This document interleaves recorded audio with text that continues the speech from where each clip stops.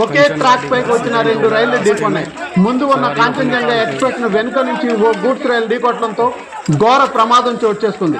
ప్రమాద తీవ్రతకు goods train బోగీలు చెల్లాచెదురుగా పడిపోగా express train రెండు బోగీలు పట్టాలు తప్పాయి.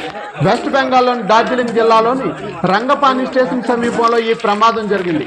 అస్సాంలోని సిల్చార్ నుండి కోల్కతాలోని సిల్దాకు కాంచన్జంగా ఎక్స్ప్రెస్ బయలుదేరింది. రంగపాని స్టేషన్ నుండి బయలుదేరిన కొద్దిసేపటికే వెనుక నుంచి వచ్చిన గూడ్స్ ట్రైన్ ముందున్న ఎక్స్ప్రెస్ ను ఢీకొట్టింది. ప్రమాద తీవ్రతకు 9 మంది మరణించగా మరో 60 మంది వరకు గాయపడ్డారు. ప్రమాద స్థలంలో సహాయక చర్యలు యుద్ధ ప్రాతిపదికన జరుగుతున్నాయి.